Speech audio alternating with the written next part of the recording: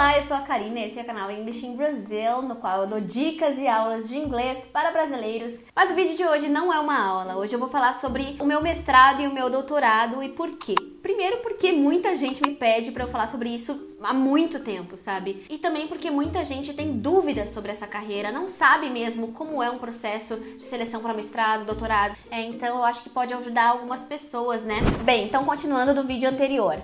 Quando eu tava terminando a faculdade de letras, né, muito jovem, eu tinha 20 anos, eu vi os cartazes assim de seleção para mestrado na PUC-RS, que é onde eu estudei a graduação.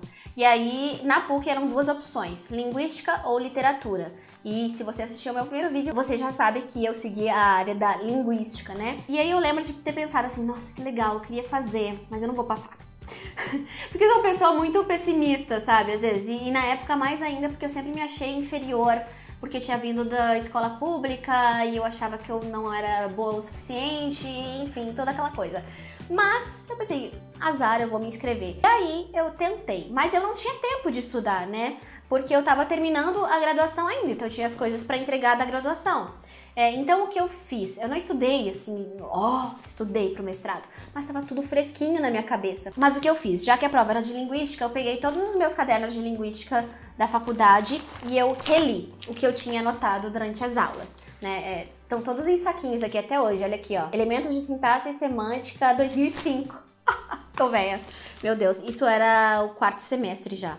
E aí eu reli os meus cadernos, né, dava uma olhada nas referências das ementas das disciplinas e lia aquilo que eu achava interessante pra mim.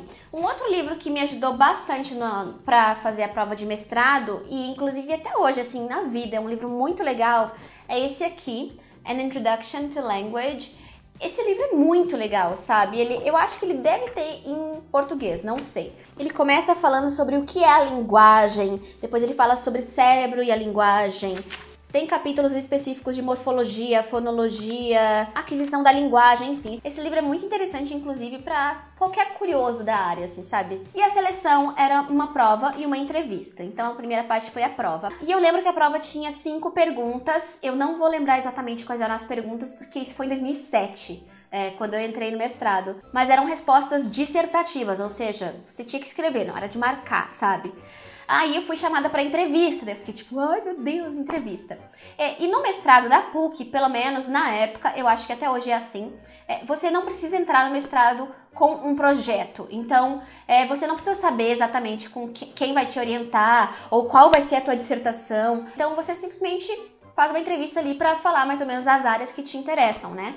E a área que me interessou desde o início da faculdade era a fonética e a fonologia, na interface com a aquisição de segunda língua, né? Que é isso que com isso que eu trabalho até hoje. Então, eu lembro que na entrevista foram feitas perguntas do tipo, por que você quer fazer mestrado? Que área você gostaria de seguir? Se eu já tinha pensado em um orientador, em algum projeto, apesar de não ser obrigatório se perguntar se eu tinha pensado.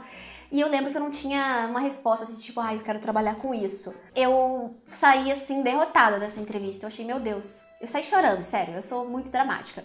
Eu saí chorando pelo estacionamento, pensando, putz, me ferrei, eu não acredito, sabe? Que eu passei na prova e na entrevista eu não me saí do jeito que eu tinha que ter me saído. Mas, na verdade, eu não fui mal, eu acho, né? Porque eu fui aprovada. E na PUC ninguém pagava pelo mestrado, tá?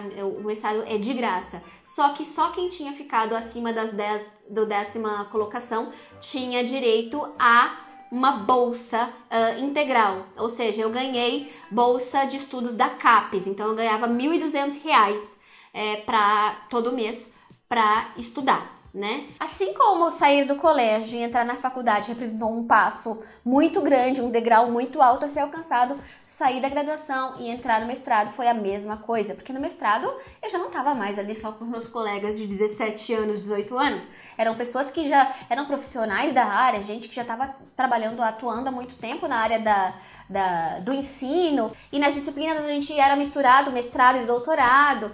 Então eu me lembro de ter me sentido burra muitas vezes, tipo, não sei, mas aí sabe o que a gente faz quando a gente se sente burra em alguma coisa? A gente anota bem pequenininho assim no caderno, aquilo que tu tem um pouco de vergonha de perguntar na aula, assim, porque tu acha que é muito básico. anota ali e depois chega em casa e lê. Era isso que eu fazia. Se eu não sei quem é esse autor, tudo bem, fingimos costume aqui, mas eu vou em casa ler. E claro, se eu achava que eu tinha uma pergunta relevante, né, óbvio que eu perguntava em aula, não tô dizendo que você não deva perguntar as coisas em aula. O mestrado são 2 anos, então geralmente você tem que fazer o primeiro ano de disciplinas e no segundo ano você se foca exclusivamente na sua pesquisa. E pelo menos na PUC e na USP que eu conheço, são 4 disciplinas que você tem que fazer no mestrado, 4 obrigatórias. Então no primeiro semestre eu fiz 2, no segundo semestre eu fiz 2 e no terceiro semestre eu acho que eu fiz só disciplinas como ouvinte, assim, eu não estava matriculada, para eu não precisar fazer prova e tal, e poder aprender com a aula, mas me focar na minha pesquisa também. Então eu tive vários momentos, assim, de meu Deus, isso é muito difícil.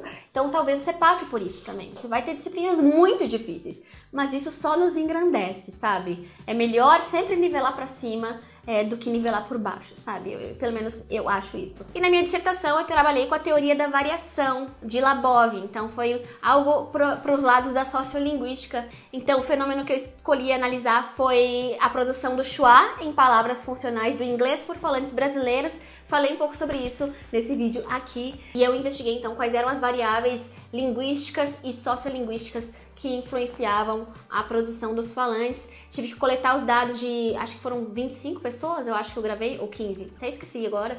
Rodei estatística, fiz análise acústica das produções, então aprendi muito sobre análise acústica. Então eu aprendi muita coisa em muito pouco tempo, então o mestrado é muito incrível. Mas a grande dificuldade do mestrado é justamente essa, por serem 2 anos, a exigência é bastante alta para alguém que ainda não é pesquisador, porque você entra no mestrado, você ainda não sabe fazer uma dissertação, um texto científico, muitas vezes você não sabe. A exigência é muito alta e é muito pouco tempo.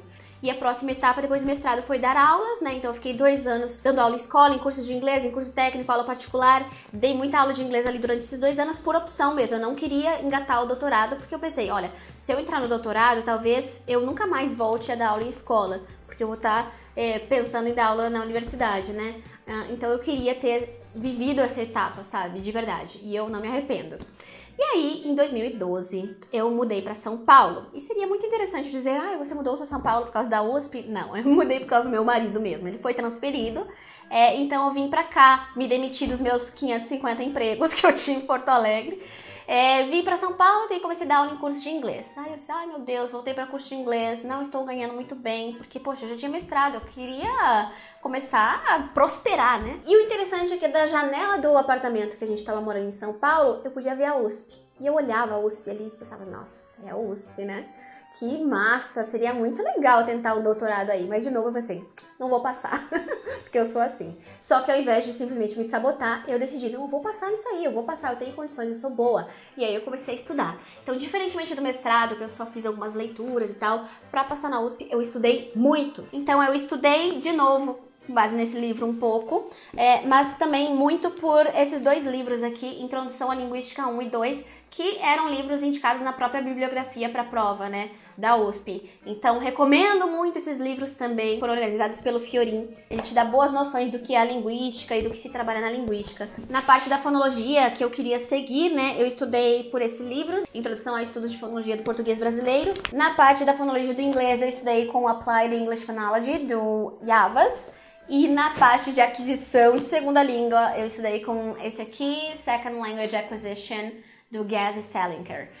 Mas, eu vou ser bem sincera, eu foquei muito mais nos livros de introdução à linguística, aqueles do Fiorin, porque era isso que a USP estava pedindo para a prova, né? A prova da USP tinha 2 perguntas, uma mais para a área de SOCIR, né, que é mais para semiótica, e a outra era uma pergunta sobre a teoria gerativa de Chomsky, né? E aí eu escolhi responder, claro, da teoria gerativa de Chomsky, que é a teoria que eu acabei me baseando para estudar no meu doutorado. E a pergunta não era difícil, gente. A pergunta não era difícil. Para quem tinha estudado, não era difícil mesmo, assim, sabe? Era uma coisa que tava basicamente no livro ali, uma coisa bem geral. E eu, eu li aquela pergunta e eu pirei. Meu Deus, essa pergunta tá muito fácil. Fácil pra mim, porque eu tinha estudado, tá?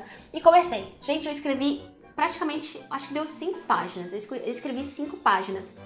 Assim, loucamente, naquela prova. Eu acho que eram 4 horas de prova. E só não faça uma besteira de escrever a lápis pra passar a caneta depois. Porque eu fiz isso e eu terminei a prova com cãibra nos dedos. Porque eu tive que escrever, imagina, praticamente 10 páginas ali em poucas horas, foi muito ruim mesmo. Mas antes disso, eu esqueci de dizer que eu já tinha entrado em contato com uma possível orientadora, né? Porque, diferentemente do mestrado, no doutorado você já tem que entrar com um projeto, né? O que você vai estudar aqui nesses 4 anos e quem vai te orientar. Então é bem difícil a parte de ter um projeto, porque imagina, antes de tu entrar no doutorado, tu já tem que ter uma pesquisa fechadinha, assim, pelo menos uma ideia de pesquisa fechadinha, com metodologia, com tudo, assim, com cronograma. Então isso é difícil, assim. Em parênteses, é claro que o meu projeto mudou durante esses 4 anos, mas eu tinha que ter um projeto lá no começo. Um dos pontos analisados na seleção de doutorado também é o seu currículo Lattes.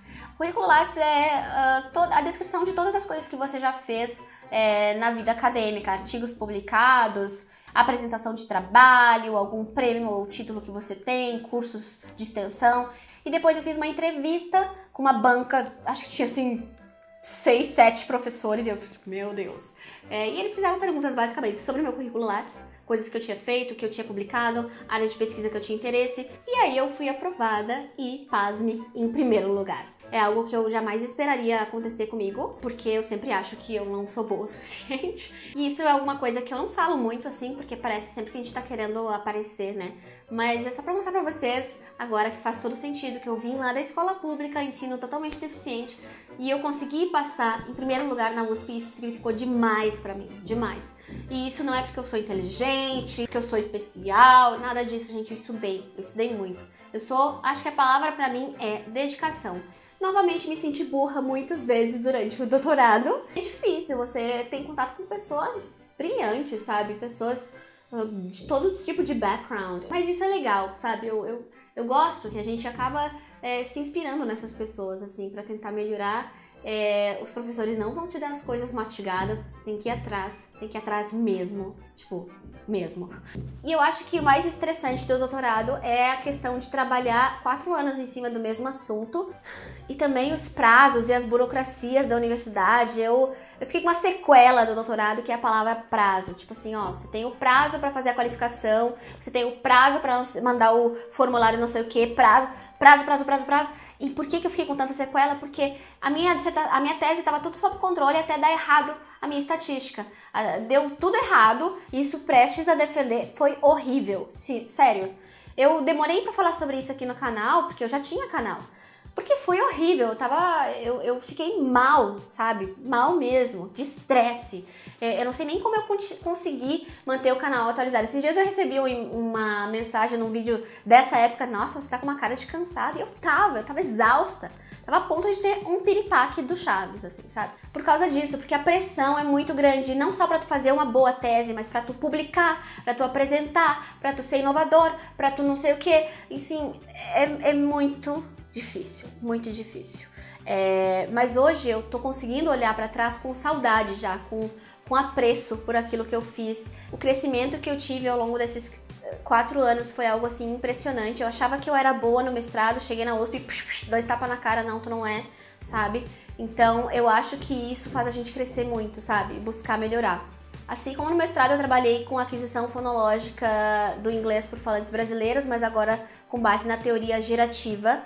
Então eu trabalhei com princípios e parâmetros, com o papel da língua materna e com regras fonológicas. Eu gosto da ideia da minha tese, é algo que eu tenho orgulho, assim, pelo menos ainda tenho. Se você tiver interesse em ler, tá aí online, é só procurar. E a minha defesa foi bem tranquila, foi logo depois de uma viagem que eu fiz e que eu até postei aqui no canal pra Califórnia. Então imagina, eu entreguei a tese e aí entre a defesa e a tese eu fui pros Estados Unidos pela primeira vez na vida, a convite do Google, então era tanta coisa acontecendo ao mesmo tempo que quando tudo isso acabou, eu dormi tanto porque eu achei que eu ia dormir pra sempre, assim, sabe, de tão exausta que eu tava. E até por isso que eu não falei sobre a minha tese aqui no canal mais, porque eu não queria mais nem falar de doutorado, sabe, tipo, virei essa página, deixa eu dormir, só queria dormir. E agora, finalmente, depois de ter terminado toda essa saga de estudos aí, mais de 10 anos dentro da universidade, hoje eu vejo que agora eu posso estudar.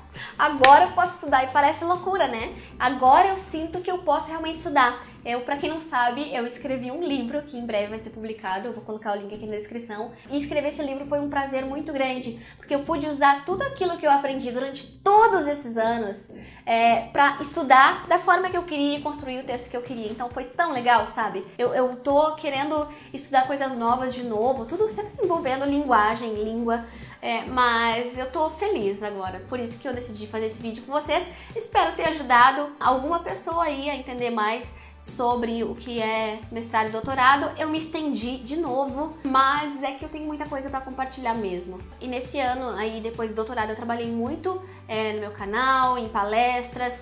Preparei alguns artigos para publicação da tese, porque os dados não podem ficar lá mofando, daqui a pouco outra pessoa publica antes de mim. Se você já fez mestrado e doutorado, comente aqui o que você acha legal, o que você achou mais difícil. E se você tem interesse em fazer, deixe sua pergunta aqui, talvez eu possa usar essa pergunta para fazer um novo vídeo sobre o assunto e vamos ampliar aí a discussão então. See you next video, bye!